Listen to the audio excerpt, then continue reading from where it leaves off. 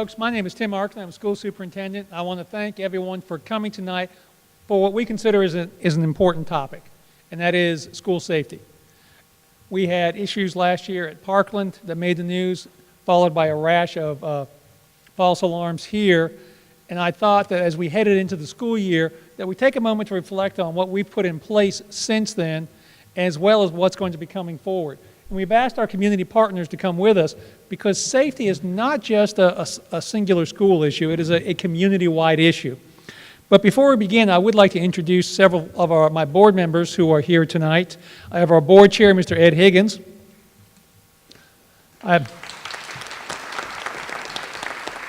Next to him is Don Hayes. And Mr. Bruce Shell.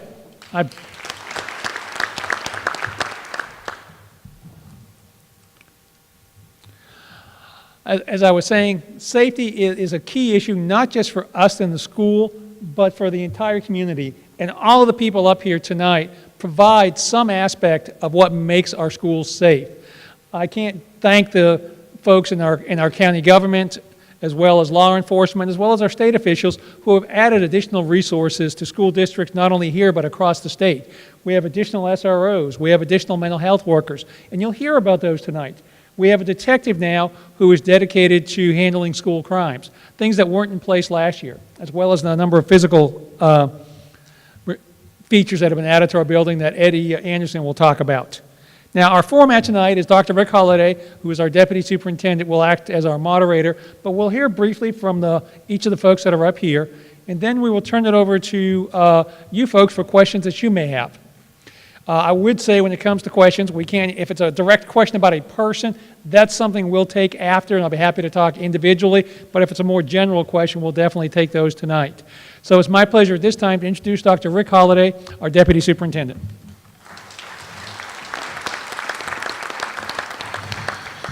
Thank you and good evening, and I'm glad to see so many of my fellow Baptists here tonight. Y'all have all decided to take the back rows, and I am not going to make the mistake that a lot of folks do when they are presenting to large crowds like this in huge arenas like we have here tonight, making you all move to the front. I know that would make everybody really happy to do that, so I'm not going to ask you to do that, so I'm glad you're comfortable right where you are. Just kind of makes us have to look out there at you in different places, but that's fine. I'm glad you're comfortable, glad you're here on the very tail end of the summertime. You know, school has started for 8 of our schools. Our year-rounds and our early colleges and CTEC are going strong, and our teachers for the traditional schools will come back on Thursday. I think I saw Miss Eastep just come in. So Miss Eastep is also here tonight, another member of our board. Miss Eastep, would you stand up? People could see you. Miss Eastep. All right.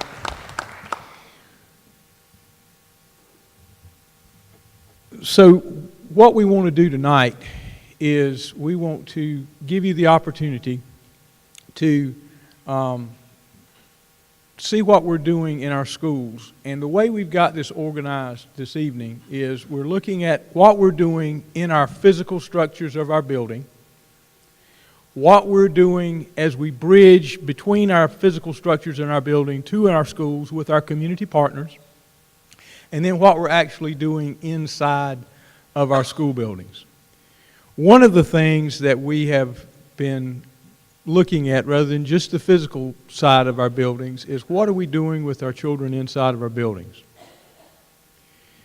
Dave Spencer and I, who is our safety officer, went to a safety summit this summer, and we had the opportunity of hearing the superintendent of the Newtown School speak.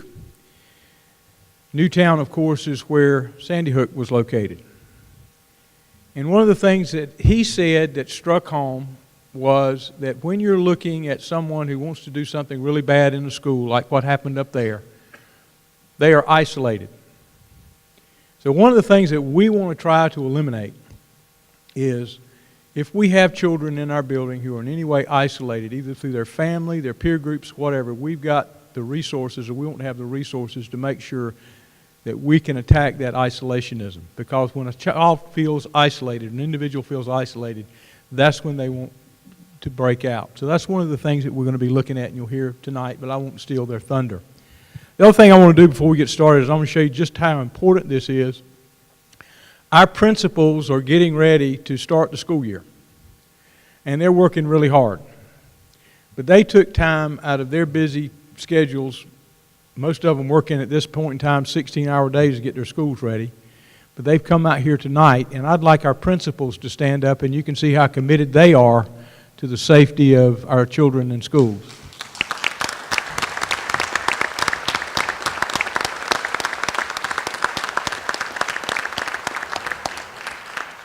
Thank you. And I'm going to take just a moment to introduce our panel. Dr. Markley, of course, has already spoken. This was his vision to have this. He started talking about this last year and wanted to do this early in the school year. And so it was his vision to get this started. Mr. Eddie Anderson, who is our Assistant Superintendent for Operations, he'll be talking to you about what we're doing in our buildings. One of our great community partners who has been everything from the Chief District Court Judge to Chief Door Opener at lots of our schools. Most of you know Judge Corpening here. Judge Corpening, we couldn't probably run our county without you, and we're glad that you're here with us tonight. We all feel better knowing that you're here. Carla Turner, who is one of our head honchos at the health department, who I've worked with for a number of years and actually started working with her many years ago when she was one of my students at Laney High School. So I can't take any credit for how brilliant she is. She just happened to be at Laney High School. Carla, you want to introduce your partner here? This is Trey Willis, is one of our school mental health therapists. He covers Blair at Porter's Neck as well as Ogden Elementary School. Okay, we are proud of our mental health partnership in our schools with the health department, and they'll be talking a little bit later. Captain Chris Elrod with the Wilmington Fire Department. Captain Elrod's one of our fire inspectors. And Chief Griswold from the County Fire Department is also here tonight. We work with both the county and the city. Chief Deputy Ken Sarvis of the New Hanover County Sheriff's Department is here. He is the number 2 guy at the Sheriff's Department, and I say this often. The sheriff and also Chief Deputy Sarvis were also SROs at Laney High School when I was an assistant principal there, so we go way, way back. And I believe sitting next to him is Lieutenant Aust, who is our chief SRO, and he heads up our SRO program. And next to the lieutenant is Kristen Jackson, who is our director of student support services, and Tanya Jordan, who is our counseling supervisor, Judy Stubblefield, who is our behavior specialist. She's the one who does all the bullying investigations, and she is the expert in that regard. You think we don't have some expertise and some firepower here? Judy got her start at the Columbus, Ohio Police Department as a police officer and became a school counselor. Imagine that. So she's got an interesting background. And of course, Dave Spencer, who's been with the county school system for a long time, he is our safety officer, and we're happy to have him. Now, what we're going to do is we're going to let each one of our panel members briefly talk about what they're doing and what we're doing in the schools. And then we're going to try to give you plenty of time to ask questions of the panel. We've got a microphone right down front here. We would ask that when you have the question, once we're finished our brief presentation up here, that you come and stand by the mic, and I'll recognize you and you'll get to ask your question. We would ask, like Dr. Markley said, for you to keep your questions to general questions. Like I said, if you've got specific questions about what's going on about a specific situation, you certainly can ask us those questions after the meeting, or you can give us a call and we'll be happy to let you know what we can. But again, just general questions this evening. We're going to begin with Mr. Anderson, who's going to talk about some building improvements that are going to be in place for this coming year. So, Mr. Anderson? Thank you. Can everybody hear me all right, or should we move this microphone around? Move the mic. You need to move the mic. Okay. Yeah. And you We'll need to get pass it it. close to you, Eddie. Okay. Thank you. Close to you, Eddie. How's that? My name's Eddie Anderson. I'm the Assistant Superintendent for New Hanover County Schools. I actually started work at New Hanover County Schools in 1997 as the Director of Facility Planning and Construction. Some say that makes me old. I like to call it experience. So with that experience with our schools, I'd like to talk to you a little bit about the physical improvements that we've made and what we're doing to continue those efforts. While we have made many improvements and many efforts underway prior to 2003 or 2013, that's really where I want to start, because that's the year that we completed a comprehensive risk and vulnerability assessment in our schools. The assessment was completed by URS Corporation, and it included the physical structure and security of our buildings. It also looked at emergency operation plans, school crisis plans, and building access. Tonight, I want to speak to you really about the building security and building access improvements that have been made as a result of that assessment, and what we'll be doing moving forward. Some of the recommendations that have been completed include site improvements where we have identified school entrances, made signage improvements, and also improved the vehicular and pedestrian traffic flow around the campus. The best example of that, I think, is Hoggard High School. I know we did a gym addition at that school, and I know safety and security really wasn't the main focus of what we set out to do. It's a great example of how it has become embedded in everything we do, in every construction project, because if you ever went to that campus prior to the addition, you were probably like me and could not find the main entrance. You would walk all around that campus, and now when you go on the campus, you readily see that main entrance, and there's signage to direct you to the main entrance and what to do when you're in the building, and we've done that on several of our major improvements. Building improvements throughout the district include access control, where if you've visited our schools lately, you've seen an AI phone for audio and visual access into our buildings, visitor sign-in and badging systems.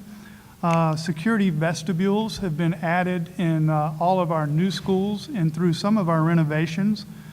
Panic alarms, classroom locks have been modified now so that you can lock and secure the building during an emergency or a lockdown from within the classroom. Integrated computer locks have been added to where we have now access control on all the exterior of our buildings. That's been implemented at all of our elementary schools and all the middle schools except Roland Grice. Roland Grice is being done now. Cameras and updated community systems. Something you don't think of maybe right away are buses. We've added security cameras, GPS tracking, and also updated security plans for all of our schools. We share those with law enforcement and have Knox boxes installed at all of our schools where those plans are available along with keys for after-hours access. All of these recommendations were also included and incorporated into our bond projects, College Park and Blair replacement projects. If you may be familiar with those, they're pod schools, which means they're exterior circulation, making safety and security certainly a challenge. Porter's Neck Elementary School, mentioned Hoggard High School additions. There was also Laney. We're beginning renovations at Myrtle Grove and Roland Grice. Next we'll go to Trask and Noble, Wrightsville Beach. Those are all the bond projects where all of these recommendations have been incorporated into the design and construction. Moving forward, we're going to continue these efforts to secure our building. We're expanding access control. As I mentioned in the Roland Grice project, we're adding exterior locks and access control as part of the bond project.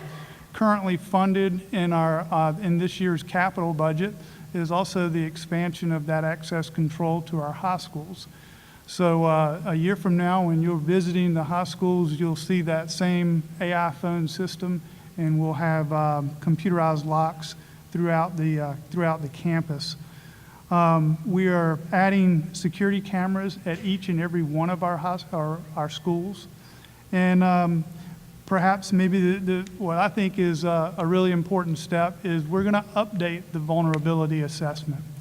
There are new products and technology available on the market today that we didn't have in 2013.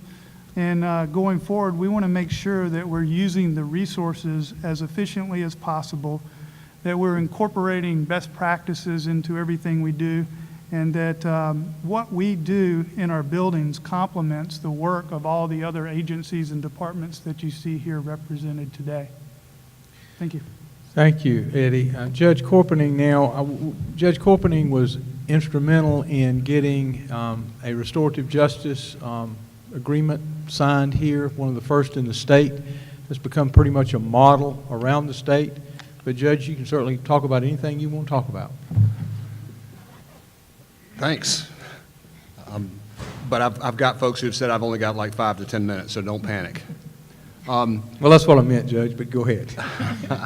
So my interest in school safety exists on several planes, starting in the mornings when I'm directing traffic and trying to make sure that kids are safe, to my work in the courthouse of making sure that kids who do have to come to court are dealt with appropriately, but then more importantly, and perhaps most importantly, working across systems to make sure that as a community we meet the needs of our young people when they're in school, and to keep them in school, out of court, and off the streets.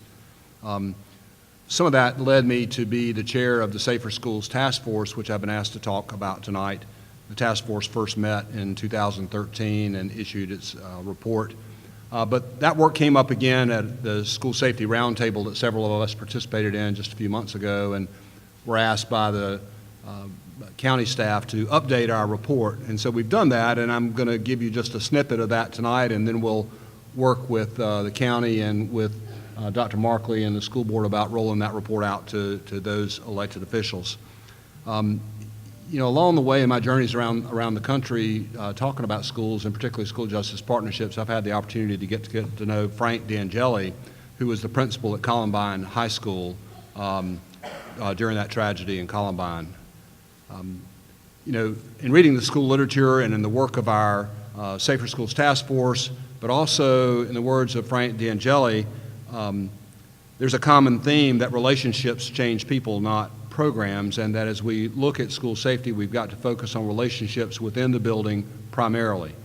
Yes, we've got to focus on the cameras on the doors, the locks on the doors, but nothing is truly safe until we take care of what's inside the walls. And so our report rolls out some recommendations about that. Some of the highlights are that we need to continue to work to adequately address the mental health needs of our students, and to move as closely as possible to having a mental health provider in every school. That's currently recommended by DPI policy. Of course, that's Department of Public Instruction policy. Of course, that comes without funding, right? But in this year's budget for New Hanover County, 3 new school counselors were added. And so we're moving in that direction, and our report recommends continued movement in support of that. Unmet mental health needs continue to be a primary complaint of the building administrators that I talk with and that I work with, a primary complaint of folks who come to us in juvenile court. So we've got to do a better job of that. We've also advocated for the creation of a behavioral support team, a group of behavioral specialists who can work to support developing behavior plans in schools and assisting school personnel in carrying out those behavior plans with a goal of changing the behavior for the better. In terms of working on school climate and discipline, we're advocating that the county and the Board of Education work strategically together to develop a plan to move to national standards for staffing of school counselors, school social workers, school nurses, and school psychologists. All of those people are keys to relationships in the building, keys to relationships between students and everybody else in the building, but also keys in developing positive relationships between themselves and the students. We're recommending taking a hard look at reentry and transition issues. The county is already being proactive about that and moving kids into J.C. Rowe, out of J.C. Rowe, but we continue to have transition issues, reentry issues when kids are hospitalized, when kids go to detention or training school, and then how do we blend them back into the population without just dropping them with no support. So those issues continue to be something we need to work on. We did recommend that the county continue to do the good work that it's already doing on the physical plant renovations that you heard from Eddie Anderson. We recognize the value of that work. There was a report that was done, I think in 2012, that recommended a lot of the work that's being done, and the county continues to support that work, and we advocate for that. And then we continue to support the school justice partnerships that Dr. Holliday mentioned. The foundation of those school justice partnerships, which is a cross-system collaboration, is to keep kids in school and out of court and off the street, to change behavior when and where it happens, and to provide the supports necessary to bring about those behavior changes. Our goal, all of us, because we're all educators, our goal is to make our students' lives better, our children's lives better, and those partnerships support those kinds of outcomes, particularly when we're able to keep kids from developing the scarlet letter of an arrest record or a conviction record. That's a snapshot of our 12-page report. We're looking forward to rolling that out both to the County Commission and to the Board of Education. Thank you, Judge. And again, like I said earlier, we're very fortunate to have a person of your caliber working on those kinds of things. It gives us the clout that we need in our community to make things happen. Carla Turner from the Health Department helps us in so many different ways. The Health Department, we get our school nurses from the Health Department. They work very closely with us in that regard, and also our mental health providers who are stationed in several of our schools, and our County Commission this year gave us additional mental health workers in our schools, so we now can spread them just a little bit further than we could last year. So Carla, thank you for being here. Sure. As Dr. Holliday said, my name is Carla Turner. I am a registered nurse. My title at the Health Department is Personal Health Services Manager. I have about 35 programs that fall under me, and 2 of those are school health and school mental health. I started my career in public health as a school nurse at Winter Park and Noble, and so school nurses and the kids that they take care of every day are very near and dear to me. With our wonderful partnership with the school system, the Board of Education, as well as our county commissioners, we were able to get 2 additional school health nurse positions this year. So I'm happy to say that when traditional school starts on the 27th, we will have a school nurse in every school at least 32 hours a week. The only schools that will have 20-hour nurses will be a couple of our pre-Ks. But all of our elementary schools will have a nurse there either 32 or 40 hours a week, so they'll be there when the kids are there. And our middle and high schools will all have a full-time 40-hour nurse on site in the school health room. So thank you very much for your belief in what we do. We believe that a healthy student is a successful student. And real briefly, a couple of the things that we do through school health that addresses safety from a health standpoint is we do keep, our nurses keep in their office, they keep Benadryl, IM Benadryl, injectable Benadryl, as well as epinephrine for any student who may have a life-threatening allergic reaction. We keep that in our health room, but there also, through state law, there is an EpiPen and an EpiPen Junior available at the school if the nurse is not there, and all of our schools have that as well. We work every year with our providers at the health department to get the orders to go to the pharmacy so the school system can get those and have those safely in the front offices or in the AEDs. Speaking of AEDs, we have an automated external defibrillator in every school. I'm sure all the PE teachers and coaches know how to use that, all your first responders in the school, as well as our school nurses. So that's readily available at every school. It's not locked up in the nurse's office. And finally, something we've recently placed in every school is we now have, well, not every school, I'll take that back, middle and high schools, we do have naloxone, which is an opioid reversal medication. So our school nurses have that now in their possession in the health room in the case of an overdose, whether it be a student, a staff member, or someone on the street outside the school. They can respond until emergency responders can get there. So those are just a few of the things we do through school health to keep your children safe every day. So now we want to speak to the mental health side of it a little bit, and the great partnership we have with the health department continues with our mental health providers that we have assigned to our schools. And this is over and above our counselors and social workers that are already assigned to the schools. These are trained mental health professionals. So let us know a little bit about that. So I'm Trey Willis. I'm a licensed professional counselor. I serve Blair Elementary and Ogden Elementary. We fall under the Personal Health Services Department at the Health Department. Currently, there are 13 of us. As Dr. Halliday has mentioned, we've been approved for 3 new positions, so soon we'll be 16. And with that, we will be stationed at 14 elementary schools and I believe it's every middle school except DC Virgo. We're a no-cost program. We believe that everyone should have access to therapy.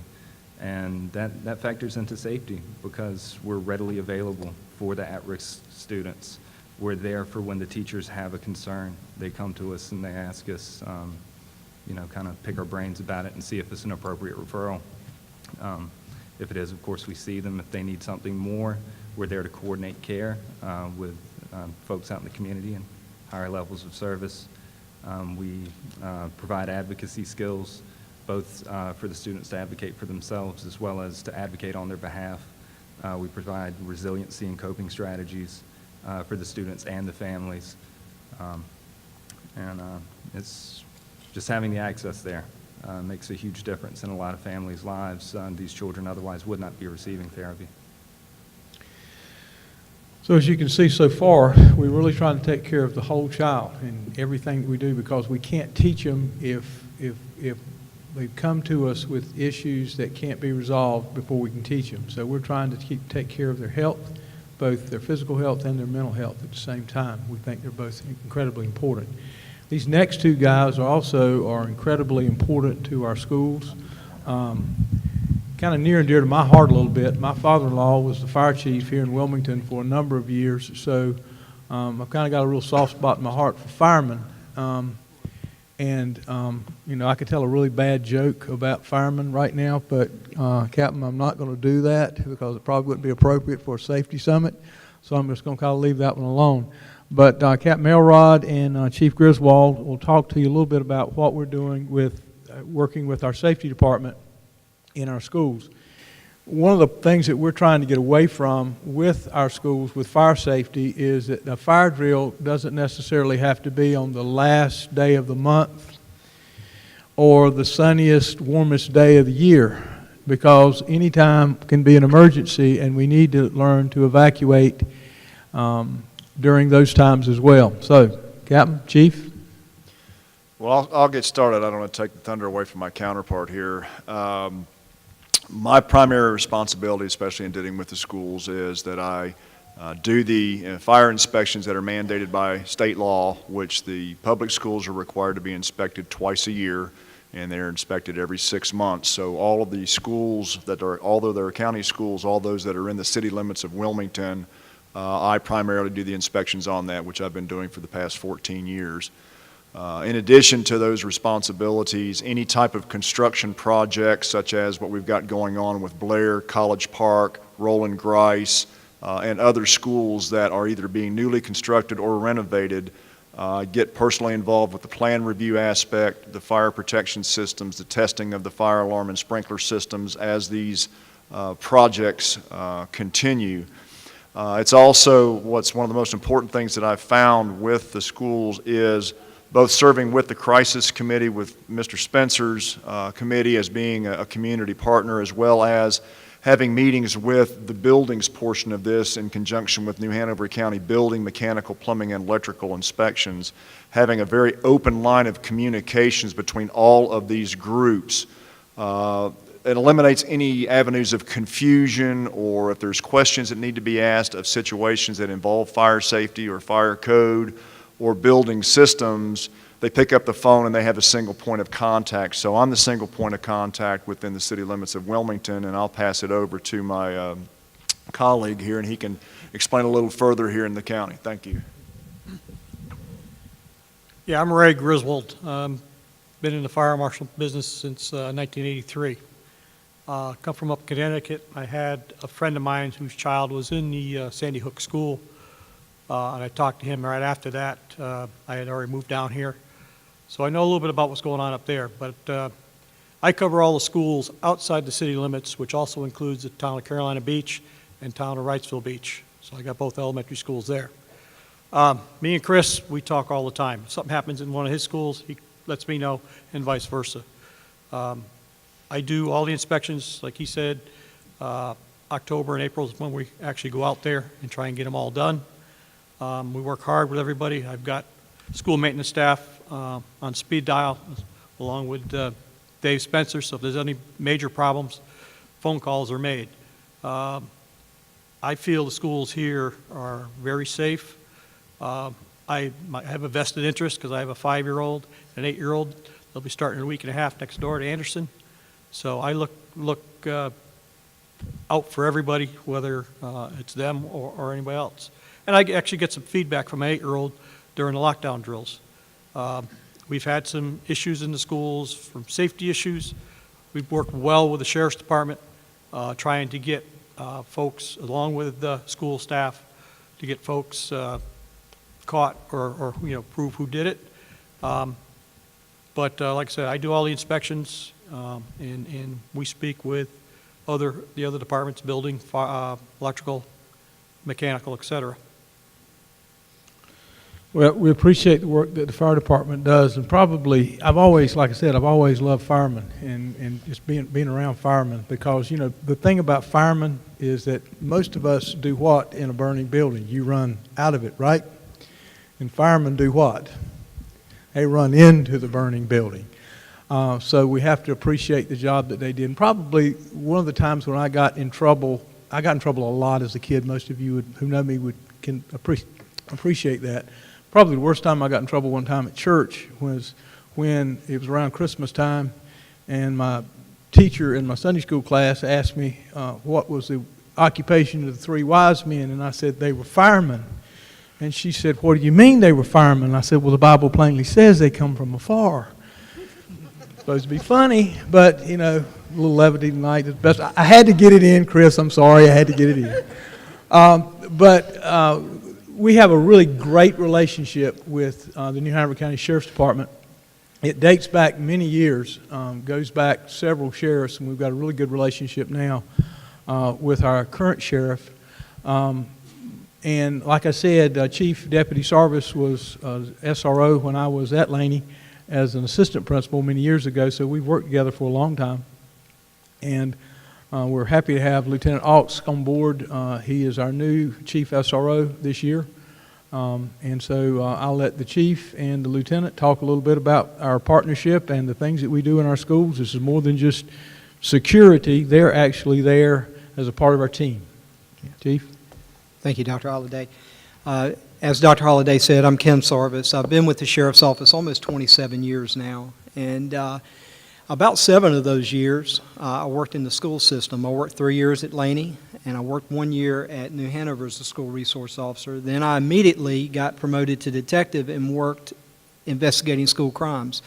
So I certainly understand the importance of having that relationship with the school resource officer and the students, the staff, the administration. It is so important to have school resource officers in our schools. And what I'm excited about to bring, and many of you may already know this, but the New Hanover County Commissioners this past July has authorized us to have 5 more additional SROs this year. And they also funded another investigator. And real quick, I want to talk about that investigator that they funded. It is so important that, and many of you may not know this, and some of you will, but when Parkland happened in Florida just a few months back during last year's school year, we certainly had our work cut out for us. We ended up somewhere around 70 investigations immediately following. It seemed like 3, 4, 5, 6, 7, 8. Many of you know this. Investigations where students were saying things that were, number 1, inappropriate, and 2, rose to the level of what was a communicating threat or certainly something that needed to be investigated.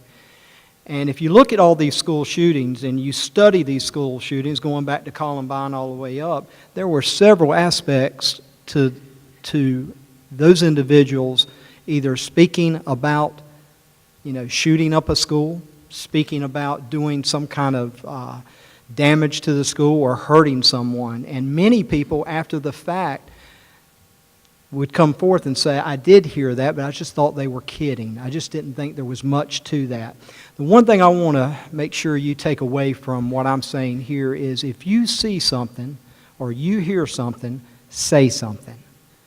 That is so important for you to do that. As an administrator, as a parent, as a neighbor, you may be in your neighborhood and hear kids talking about something that might be going on at the school.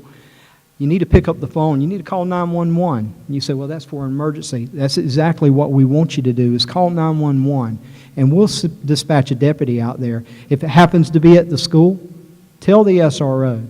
Our protocol that we set up is we're going to investigate every single threat, no matter how much you may believe that it's viable or not viable. Let us make that determination. It's so important. Let us take the time, because you as a parent might not have that time or understanding, but let us look at it. And I'll tell you what we did. We ended up charging some kids last year because it rose to that level. We also went out and spoke with their parents. When we had kids that said they had guns, they would take pictures of guns on their phone and send it to the other friends and say, we're going to shoot up this school, and they would say things like that. And we would go out and we would validate that, and we would make a determination that they didn't have any access to weapons, and on several occasions they didn't have any access. We talked to the parents and we investigated it thoroughly. And all I ask is you let us do our job in that aspect and let us know and provide that information timely as soon as you hear it. As soon as you hear it. And we're excited about the additional resources we have. We certainly have a great relationship with all of our schools. Our deputies, our SROs, certainly are more than just SROs. They end up sometimes being that bridge between the counselor to mental health. Every one of our deputies we send to crisis intervention training. We also send them to something called mental health first aid. And it helps them understand when people are going through some type of crisis. And not only that, it teaches our SROs where to direct those students and those individuals that are having an issue. And so we're constantly looking to better improve our school safety. We're constantly looking to better improve our SROs by sending them to training. And I'm going to let Lieutenant Alks talk about, because he is the commander of the SROs, I'm going to let him talk a little bit about ALICE training, if you'll talk about that a little bit, and some of the things we offer there and whatever else you may want to. But thank you. One of the things I want to say as we're transitioning to the lieutenant is that what the chief is telling you is that we communicate 24 hours a day, 7 days a week. When we were investigating several of these calls that we would get, regardless of what they were, to make sure that they were credible, to make sure that we could take care of it. Most of the time we were taking care of it before school started the next day, which meant we were working at night to do that. If we got a threat in, if someone called a threat in or somebody said something, wonderful, you know, these things can hurt you, but they can also help you. We're able to get the information to them. They're able to get information back to us, and we can make a decision as to what to do the next day before school starts. So we're doing this in real time. The other thing that I want to make sure that I underscore what the chief said is that SROs are not just sheriff's deputies that they put in schools. I want you to understand that. They get special training before they get to be an SRO. It is a specially trained branch of law enforcement. So you're not just taking a sheriff's deputy and making them an SRO. Before they come into a school to work as a school resource officer, they get specific training just in that, in addition to what the chief just talked about. So, Lieutenant, go ahead. I'm sorry. Yes, thank you, Doctor. Just to touch on what Dr. Markley was talking about with the specialized training that the SROs receive, in addition to 6 to 8 weeks of patrol-specific training that they have to be certified in prior to being assigned as an SRO, they also complete a minimum of 40 hours of specific school resource officer training. And many of them are trained another, we have some advanced SROs, which is another 40-hour course. And the training continues throughout the year, learning how to do threat assessments and various other safety-related or school incident-related trainings. That continues throughout the year. Chief Sarvis mentioned the ALICE principles, and that is something that is not necessarily new to the school system or to the sheriff's office, but it is a slight shift in emphasis. We've done lockdown drills for many, many years, and in more recent years, we introduced, really from the federal level and state level on down, they introduced run, hide, fight. Many of you are familiar with that. The shift in emphasis is using the ALICE principles, really empowering teachers, administrators, school staff to make independent decisions about where's the best place to be, what is the best course of action when an outside threat it presents at a school. Those principles with ALICE are alert, lockdown, inform, counter, and evacuate.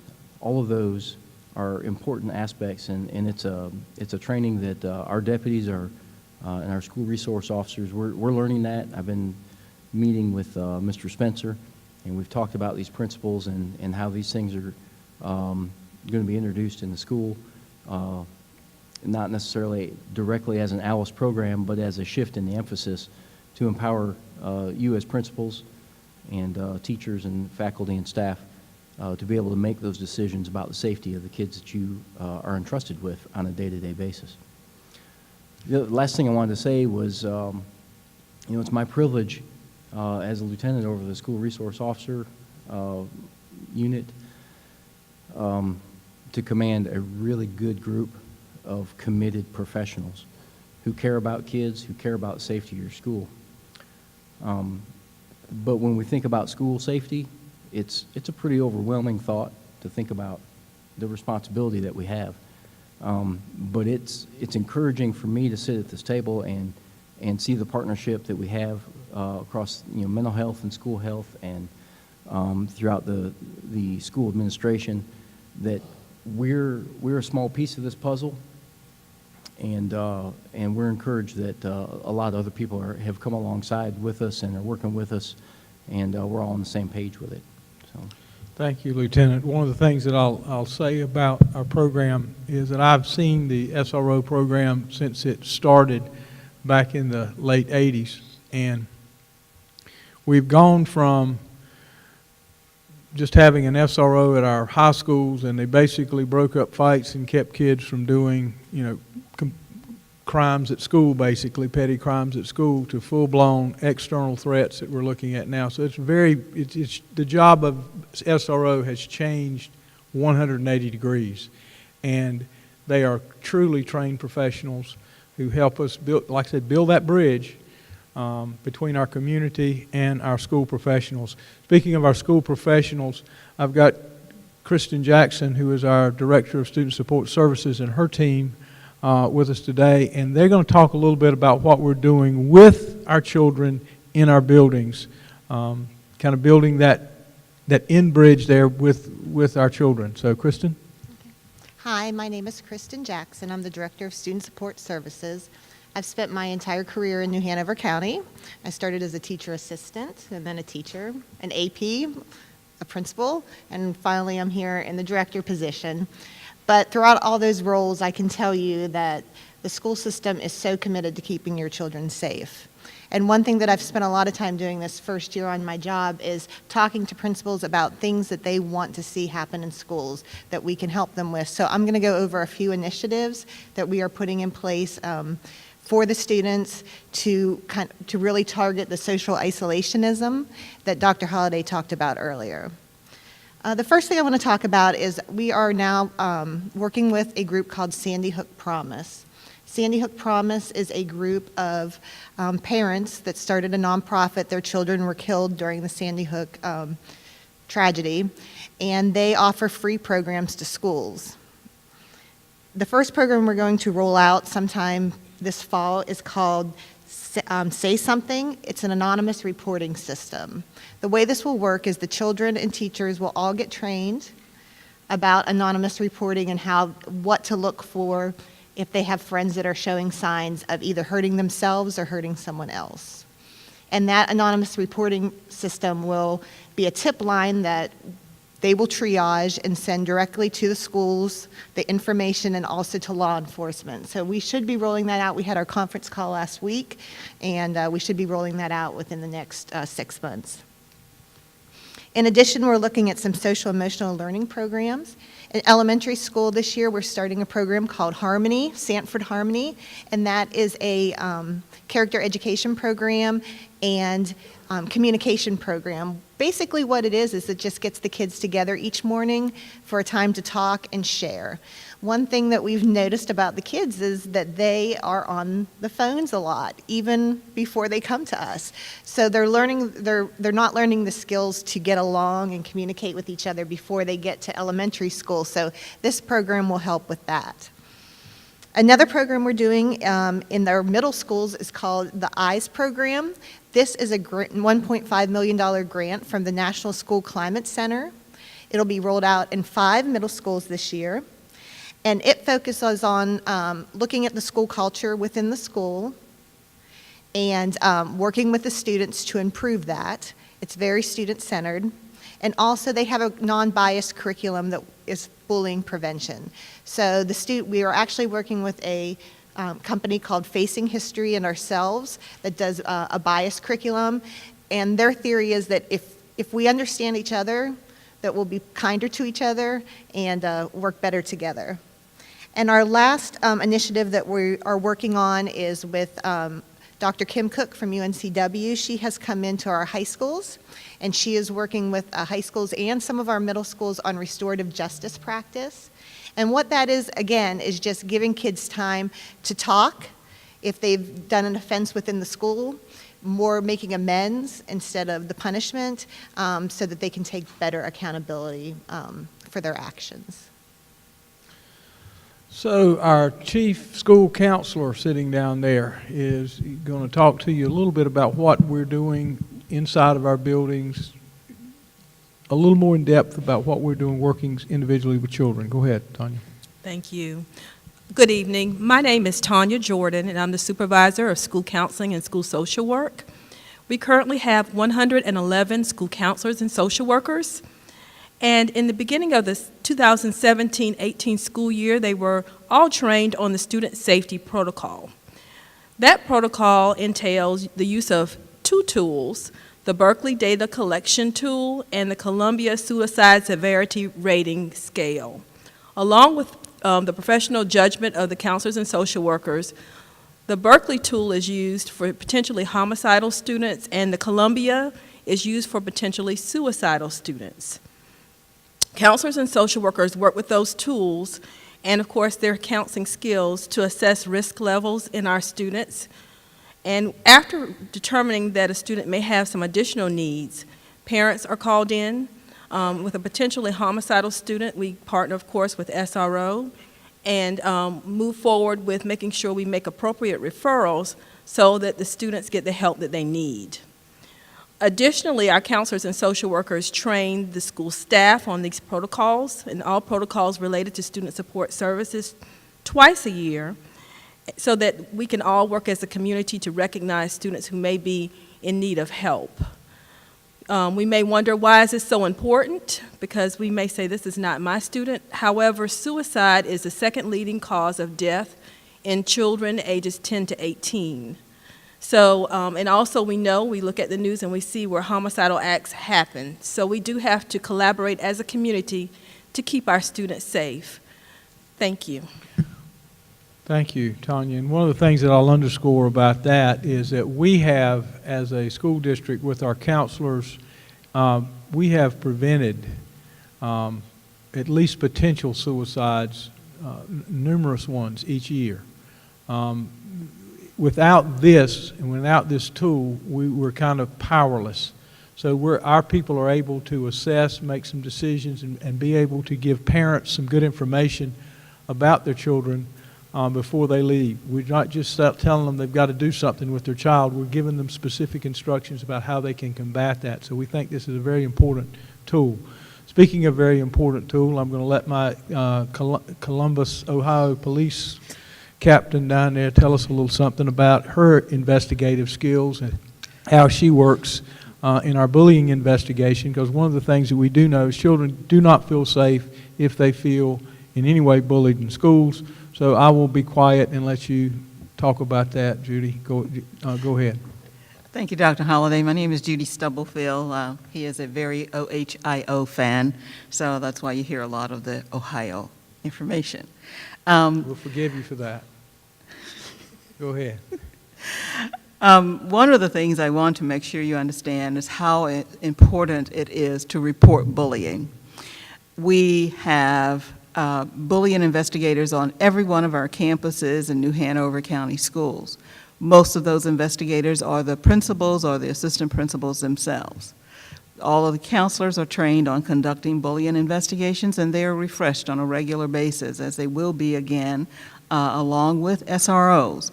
SROs do not conduct bullying investigations. Those are all conducted by staff on the campus.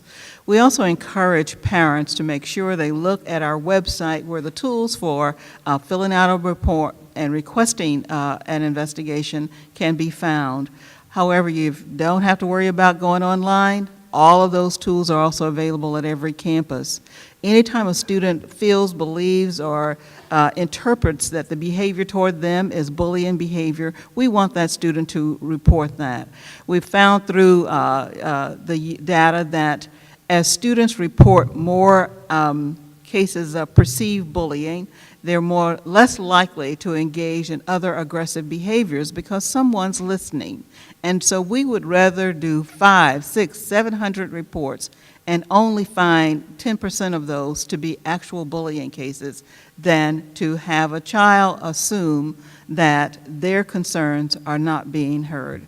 So I encourage you to always understand that your student you don't have to worry about whether or not this is actually bullying, if it is perceived to be bullying. If a child feels that they're being threatened in any kind of way, that we will take that seriously and investigate it. A step further, if you do have a bullying concern and an investigation is done on a campus and you end up finding that you don't agree with the outcome, you have an alternative, and that is to file a parent concern. That then comes directly to Dr. Holliday's office, and he, of course, assigns that to me. And we will make sure that your voices are heard and your needs are met. And I thank you that you are helping our kids to understand that we are here for them, and we will assist them in every way we can. Thank you, Judy, and I did hear you slip that in. I appreciate that. And kind of bringing up the end of our panel presentations before we get to our questions is our expert in safety in New Hanover County Schools, our safety officer, Mr. Dave Spencer. Dave's been around a long time. Many of you might have known him as the principal at Hoggart High School. We actually played football against each other many years ago, and you can both tell by the physical specimens that we are what great football players we were. I think, Dave, you're limping a little worse than I am, but that's okay. But Dave, go ahead and talk a little bit about our safety program, and then we'll get to our audience's questions. Good evening. First off, I want to let you know I have the privilege of working with each of these groups and most of these individuals, and spend a lot of my time with them, which to me demonstrates an awful lot of why we're here tonight. It shows that safety is not a one-topic conversation. My job entails so many different aspects. I could be checking the mulch in a playground or checking the width of rungs on a ladder on a sliding board and get a call and say, okay, such and such school has gone into a lockdown. And so I leave the playground and go to a lockdown, or maybe looking at having a conversation with folks over some OSHA requirements or anything along those lines. And so that, to me, just engulfs this whole line of experts that, excluding myself, Dr. Holliday, I appreciate that, but the idea that it encompasses so many different areas, and it's not just the things that grab the news. It's not that. And I assure you, Dr. Holliday mentioned that I was a principal for a while. And during those 8 years, there wasn't a day that went by that I wasn't concerned about the what-ifs. Now, Dr. Holliday mentioned I've been in the school system a long time, but more importantly than that, we've had 2 daughters, my wife and I had 2 daughters come through the school system. I'm a daddy. I had a very vested interest in the schools when our children were going through. But you know, after being in this business a while, you have that same vested interest in every child that's on your campus. These principals that stood up a little while ago, the children in their schools are their youngins.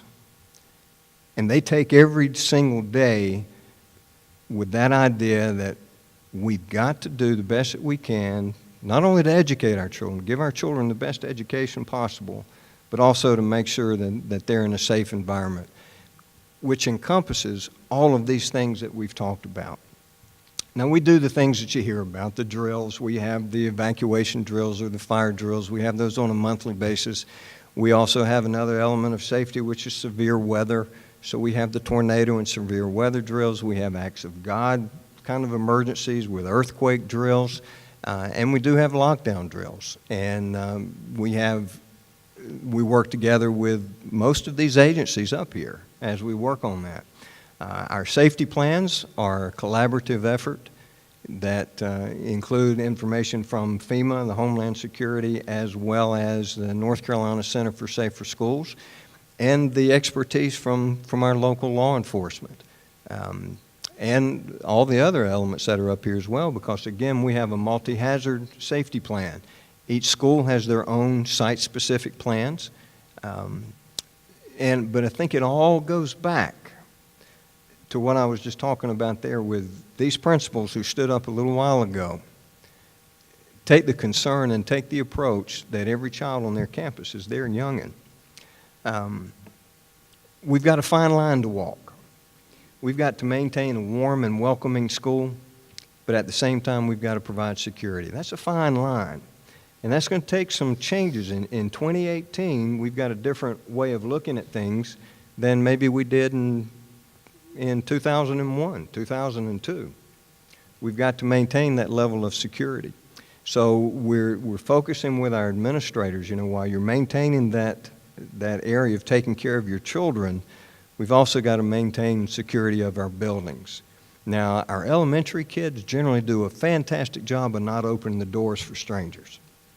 Man, you go to a door at an elementary and knock on the door for somebody, they'll just walk right by. They'll smile, but they'll just walk right by. We've got to get that mindset with our older kids as well. And that's what we've asked our administration to have those conversations with our students and with our staffs.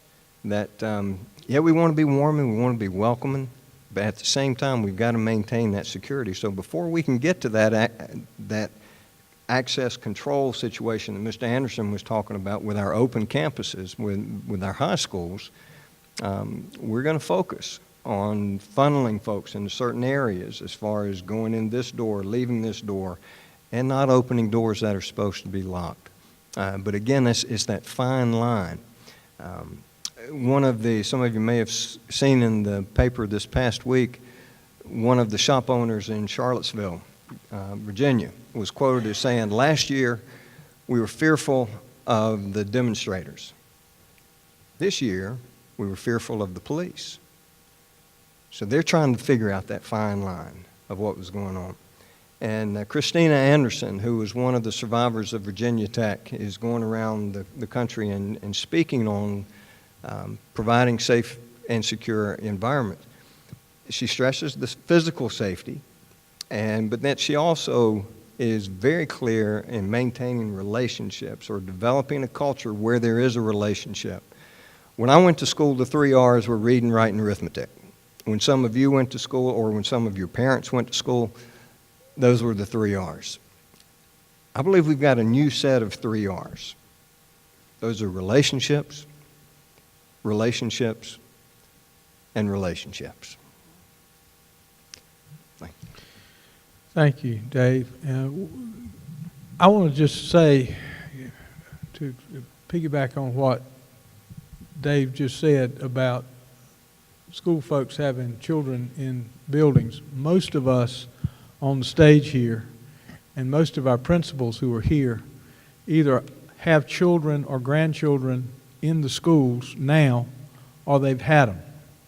So we're with you as parents. We're not only just professionals, we're here not only because we're professionals and we're trusted with the safety of the children, but we have a vested interest. We have our children and our grandchildren in our schools, and we want them to be as safe as any child, including the ones that you send to us every day. I also want to mention tonight, before we get to questions, is that if you did not get the handouts, they are outside on the table, and we've got essentially what we've talked about here tonight, with some helpful hints that you can pick up and carry with you. The other thing I'd like to mention is if you want to see this again, or you want to give your friends and family who didn't get to come tonight to see this, we will have this posted, a link posted online. We are videoing it, and we will have it posted online to where you can watch it basically anytime you want to. So we'll have that posted.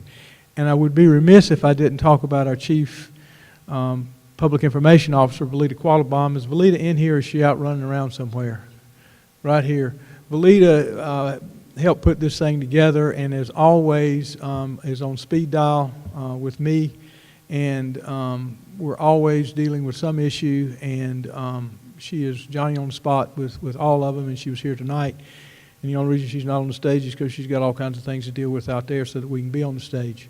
So we're happy that she is working with us and all the things that she does, not only to communicate, but to help us be as safe school system as we can be. Now at this time, we want to give you the opportunity to ask any questions of any panel member that you have. And again, we would ask that these be general questions. Again, specific questions about specific incidents or individuals would have to be asked in a more private setting than here, but we're certainly able to answer any questions that you might have generally. So if you've got questions, please come to the mic. We're here to answer your questions. If you'd let us know who you are and then ask the question. Go ahead. Hi, how you doing? My name is Nelson Bollier. I'm a father of two daughters at Blair Elementary School. And as a father of two daughters, I would just like to publicly thank you guys. The holistic approach that you have demonstrated to school safety this evening is the only approach, which is, I think, what you were trying to drive at. My question, though, has to do with the Memorandum of Understanding regarding the Restorative Justice Program. I have always believed that the best time to stop a mass shooting is in second grade. It's not seconds before the bullets fly. And I'm just curious, what is the timeline for county-wide implementation of that program? And what is the practical effect of the memorandum that has been signed? Thank you. Judge? So thanks for the question. We have implemented system-wide. We implemented system-wide November 2015. Restorative justice piece itself of that is a new piece that we're working on with Professor Kim Cook, who's here tonight, in bringing some of those skills. That's one of the pieces of the support services we're trying to bring into place. But just as an example of the effectiveness, first year we saw a reduction of 47% in referrals to juvenile court out of our schools. I don't remember what the number was the second year. We saw another 40% reduction this year. I just looked at that data. You know, and those, and the research says that when we send kids to court, we increase the likelihood of them dropping out. If they actually appear in court, that increases even more. And collaboratively, we've been working across systems to keep kids in school and meet their needs, if that answers your question. Jay, I'll add a little to that. Sure. Just as he's seeing results with the court side, we've seen an increase in our graduation rate. We'll post our highest graduation rate ever this year, and it's because we kept kids in school. But it's also, when you look at the agreement, it's allowed our SROs to be on campus more. They're not down at courthouses dealing with trivial stuff. They can be there on campus because of this agreement. And I think it's helped them as well in terms of what they're doing. So it's been in place for several years. We're seeing results both at the court side as well as on the school side with that. Thank you. Don't be bashful. We're here for your questions. Come on up.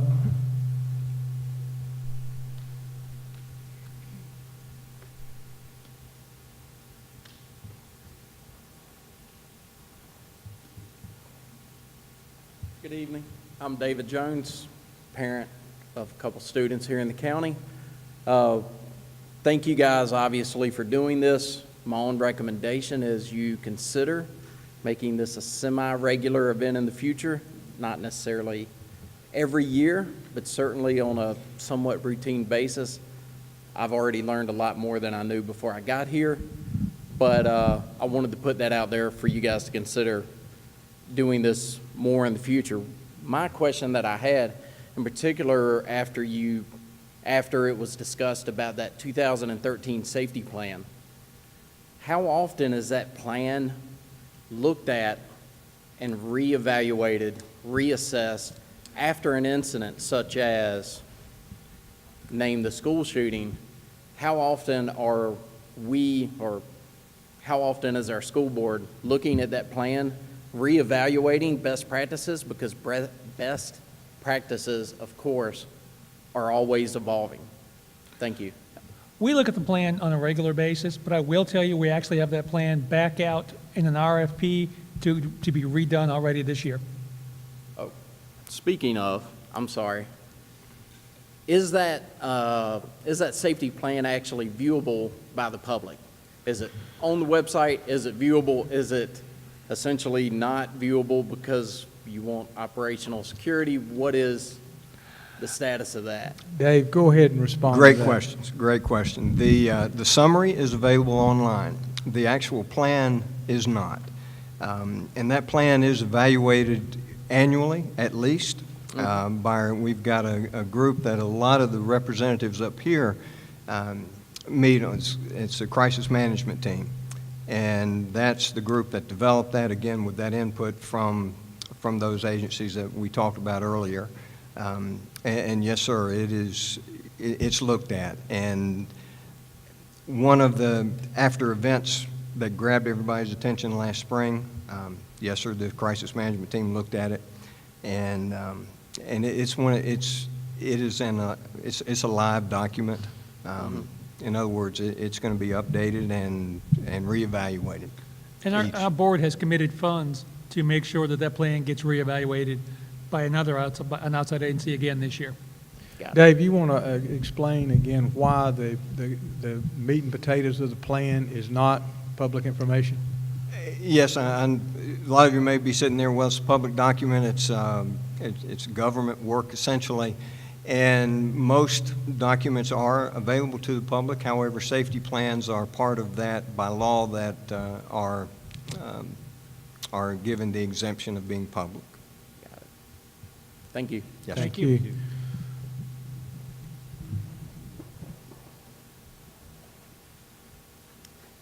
Hi, my name is Elizabeth Steed. I'm a mom of 3, and I have one that is going into high school this year. We have learned a lot about social media recently, and I've investigated through the Sheriff's Department and through the schools, and there doesn't seem to be any sort of education as far as the dangers of social media, things for the kids to look out for, as far as the parents, how they can monitor. There's a lot of parents that have no idea how Instagram or Snapchat works, and there's a lot of scary stuff that's out there that our kids are being subjected to. So I don't know if you guys have anything in mind as moving forward or something that we can do as a community, because I would be all for it. Okay, well, we have the expert right down here, Judy. Well, I don't know about being an expert, because one of the things that we all know is that social media, those platforms change constantly. And as soon as you have one thing down, another one pops up. We do find that that is very present in our bullying investigations. A lot of it happens off campus, at night, at home, and spills over into school. We try to do a very thorough investigation. People screenshot information, they share it with us. We have various ways of looking at some of those various social media sites to get additional information. And just like that plan that they talked about, that they won't give you details, we don't always share the details of that. If you follow us on Twitter and on Facebook, you will find that we're constantly tweeting out information for parents about how to be a better detective at home, because moms and dads tend to be some of the best investigators when it comes to knowing what their children are. I encourage parents to be the adult in the house and take that phone away sometimes, because that is one of the ways that kids are having this constant exposure to 24/7 to other people, to children, and being able to post things that probably should not be posted. We deal with that immediately as soon as we become aware of it. If it's something that is pouring over into school that did not happen at school, we address that through our bullying protocol and harassment and cyberbullying.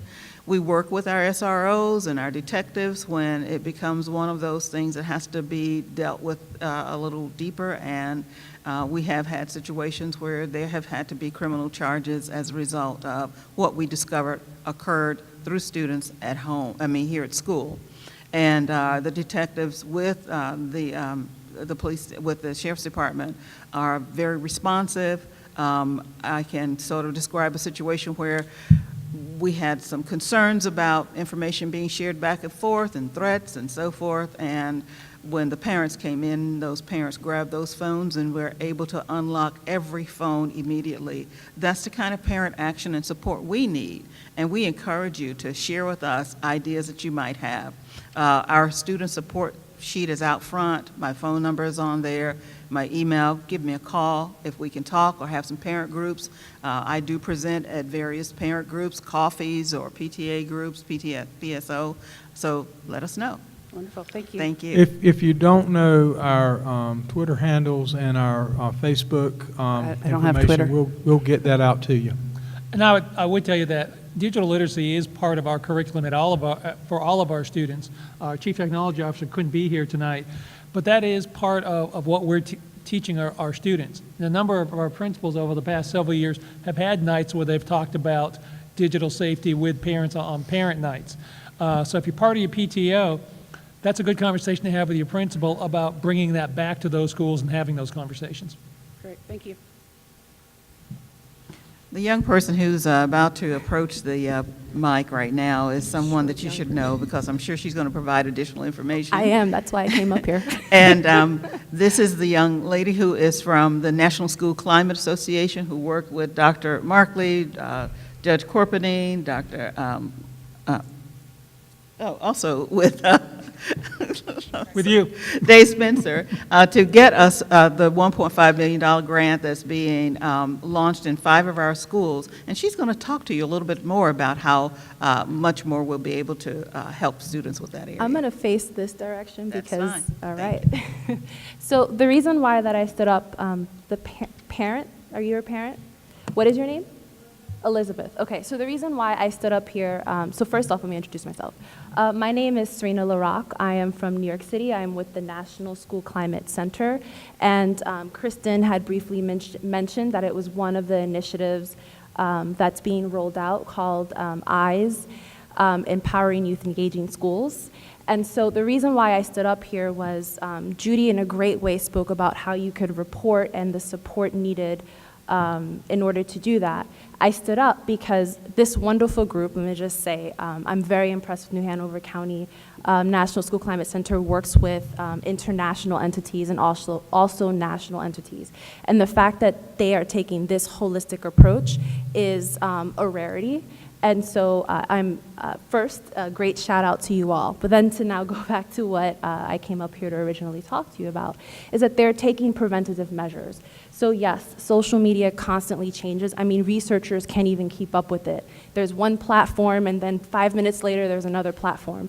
But the preventative work that they're doing, such as looking at the curriculum and having students have an opportunity to engage. So for example, if we're talking about the Holocaust, you think about, well, why did they do that, right? Could they have done this differently? What did they value? And looking at both sides and then having that dialogue teaches them to be able to look at different opinions, different approaches, and then they bring it to the individual. So then that helps with empathy. And empathy in research shows to decrease bullying as well. So that's one preventative measure. But in addition, as part of EYES, we're working with the 5 middle school principals. And so what systems do we need to have in place? How do we engage our larger community? How do we engage our families? How do we empower our students to be able to report? What skills do they need, right? And so they're not only giving you the platform to report, but they're also working on some preventative measures. So if you want to learn more and get involved, we are welcomed because we really do need that community to get this going and to be effective. So. When I was a kid growing up, we had these social media devices.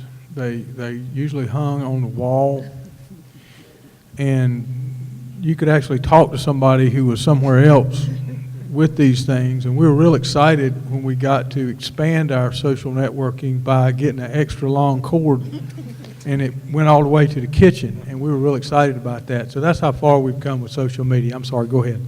It's okay. My name is Jeff. First of all, thank you very much for what you all do. It's pretty cool you're having this event. I'm a big advocate for metal detectors. However, when the bell rings, everybody goes home. There's athletes on the field. I call on schools for a living in the sports business, and things change at the end of the day. Just not trying to teach you or ask you how to do your jobs or anything, but we might want to think about that. There's people coming and going all the time, even before the bell rings or after the bell rings. Thank you. Thank you. Yes, we have thought about metal detectors and have used them. In some cases, we use the wands. We're still trying to get that down exactly right, but we certainly understand that concern. Yeah, it seems like a lot of the inner city schools are the ones that have them. Yeah. Outside the building, there's a lot of turmoil in some of these cities, but in the schools, they got it. Here, it's a little bit different, so I just thought I'd mention it. Thank you. Yes, sir. Thank you. you.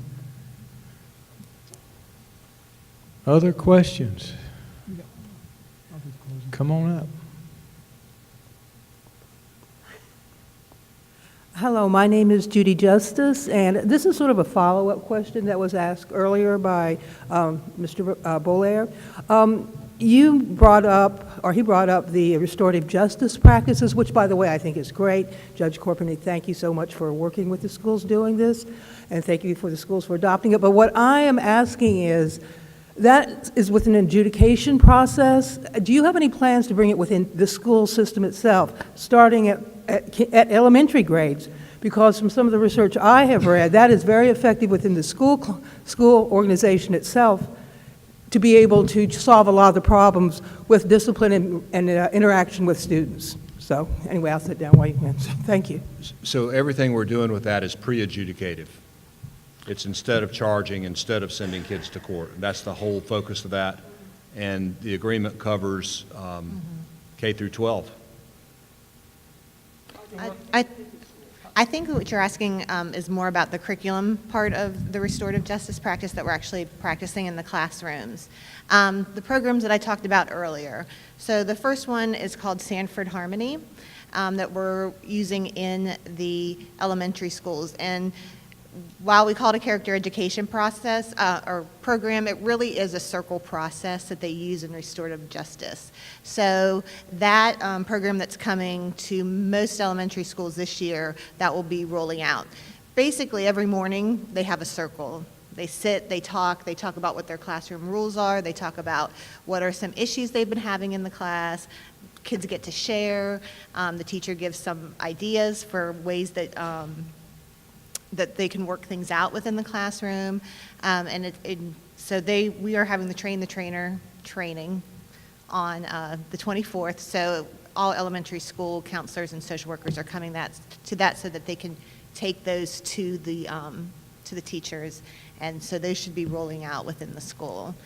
We're also piloting conscious discipline, which is a restorative practice at an elementary and our middle school. And hopefully, if we have success there, it's already in our pre-K programs, then we can roll that out further. We also, as part of the restorative justice, restorative practices, in working with Dr. Cook, we had over 40 school personnel trained this summer.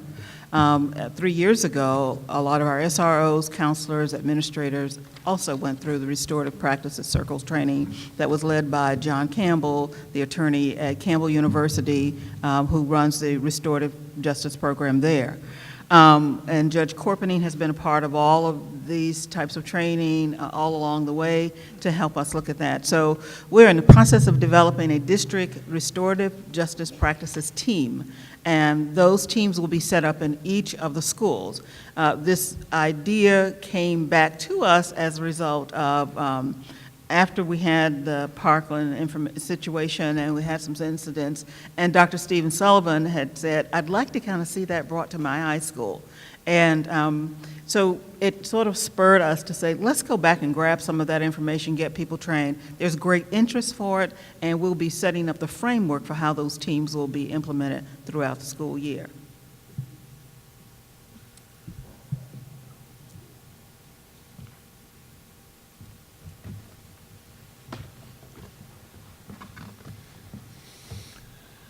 Hi, good evening. My name is Angel Pia, and I have a senior and a first grader in the school system. I just want to say thank you all very much. I did also learn a lot tonight. I have a little more reassurance, but I don't know that I'll ever be completely assured that my girls are going to school safe. I did have two questions, or kind of questions along with comments. One is, I love that you're partnering with Sandy Hook, and the anonymous tip, is that geared toward all ages, or just the young ones, just the older ones? What program is that designed for? That is actually designed for 6th through 12th grade. So Okay. those will be the ones that are trained in how to make those anonymous tips. But again, we do talk to the elementary students about reporting bullying or threats, those sorts of things. But I think because it's a digital platform, we were really focusing on the 6th through 12th grade. Okay, I'm glad to hear that, actually, because my high schooler, I have to say, has come home on certain nights and said, well, there's this girl in my class, and I swear if anybody's going to shoot up the school, it's going to be her. But there's no, concrete anything to really report. It's just these, I don't know, feelings, guts, whatever interpretations that these kids have. And I feel like all these wonderful resources that you have in place only will work for those that avail themselves of them. And I hope that there's no problems with people coming to you with FERPA and those sorts of laws that prohibit the sharing of information. So if a student does come to you with, or a teacher overhears a conversation that doesn't rise to the level of a potential threat, but yet, your hairs stand up a little bit, can you deal with those matters, or are those FERPA laws kind of prohibiting something that doesn't rise to, oh my gosh, this could be something really bad, versus, just, oh, my gut says something's just not right here? Those laws don't prevent the folks up here from doing their job. It would prevent us from sharing it with other folks. Oftentimes, we'll get a report of something, and we'll investigate that. We may not be able to tell you what happened in that investigation, but know that if you report something, somebody with our school or with a law enforcement agency is going to look into that. And are people kind of seeking out quiet ones, or those who maybe wouldn't be the ones to talk about it and just say, hey, are you feeling anything? I don't know. I feel like we're targeting the potentially risky ones, but we're not questioning the ones who might have the information that you need. One of our programs, Starts with Hello, is geared around having students start to seek out and start relationships with someone that they may otherwise not be sitting at lunch with, might not be playing in the playground with. So we are encouraging our students to reach out and establish those relationships and also identify. And also with our older children, we are encouraging them also to be able to, if they see something, say something. As a result, when you asked about the teachers, if they heard or something or had something that made them feel uncomfortable, they are trained, whole staffs are trained on reporting and also knowing the signs, potential warning signs of students who may need additional help. So those relationships with counselors and social workers are helpful in being able to reach out and work with those students who may need additional supports. One of the things we found when we look at events across the country is somebody new. Somebody had some inkling or idea that something was going to happen. And that's why it's critical that not only the school folks that we're looking for that, but you as parents as well are having conversations with your students. And when you hear those things that your daughter says there's a concern, give us a call. I'd rather be wrong 100 times in an investigation than not have somebody call and we miss that one event. Mm-hmm. Thank you. Thank you. My only other comment is I've only been here 2 years. My kids have only been in the school system for a short period of time. I've never been somewhere where the school building is open on election day to the public and the kids are in class. So I understand that there's probably some things out of your control, but from my perspective, as long as I can avoid it, my child will never be in the school building when it's open to the public, particularly for a occasion. So I don't know if that, I mean, Sandy Hook was somebody coming from the outside, and granted, the building wasn't open to the public. So that makes it even worse for me that the building is open to the public, and I see one officer there, and my kids are in school there. We try to match up with the elections office to have a teacher workday on those elections. Unfortunately, this year the weather cut off a day for us. We had to make a shuffle on our calendar, and it was a small election. It was an off year, so it wasn't as big a crowd. But on those large general elections, we try to work with our elections officials to match our work days up with those. And you're right, there was a deputy at each one of those school sites that we make sure they're there as well.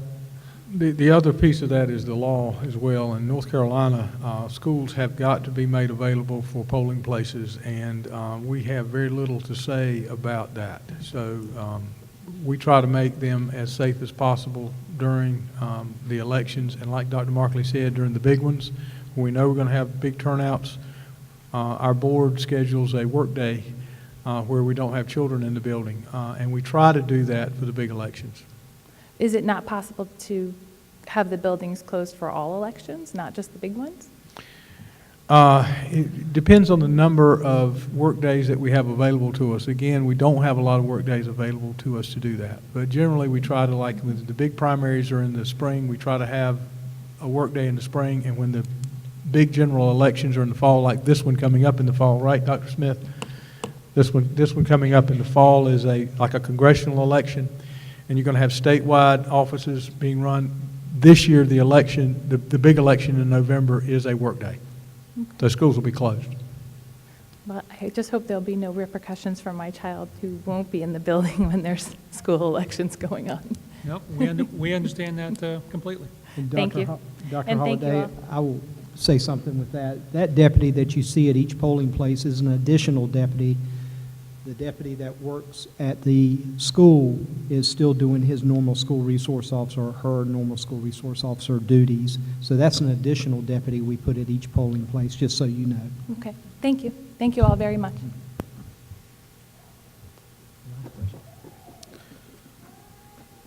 So as many of you guys are, I'm a parent as well. That's what brought me here. I have 4 kids, 2 of which are at Coddington Elementary School.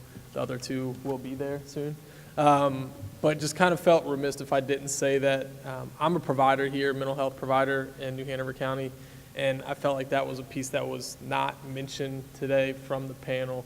That is just something that many of the guys up here I've worked with in some capacity, and the school system does a great job of working with those external providers, those community providers, to help with either groups, parenting, mental health therapy, higher levels of care, as the school therapist had mentioned earlier, if that's what they need, and looking for those things, more preventative measures before it kind of gets to that point. So when those hairs start standing up a little bit that you mentioned, to not go to that point. So there are other providers that are in the community, and the school does a great job of working with them.